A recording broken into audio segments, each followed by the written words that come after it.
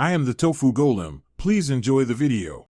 You need the clip and the right frame rate to get smooth slow motion. First, create a new project and import your media. Choose 60 or 120 FPS when possible, because more frames equal smoother slow motion. Then trim to the exact segment you'll slow. Shorter segments reduce processing time.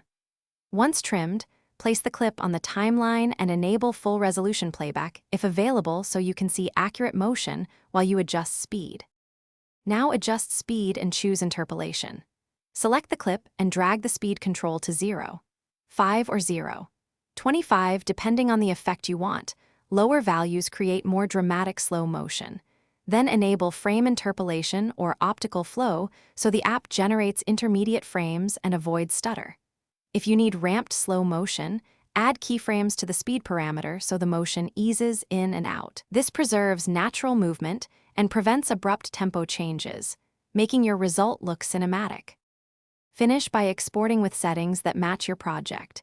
Use the same frame rate, a high bitrate, and a suitable codec to preserve detail. If you see ghosting or artifacts, toggle interpolation modes or reduce interpolation strength. Sometimes optical flow works better than motion estimation. If stutter persists, make sure the source was shot at a high frame rate. When necessary, re-import a higher FPS file or retry export.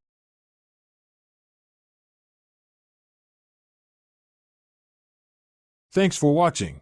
Consider subscribing if we helped you today.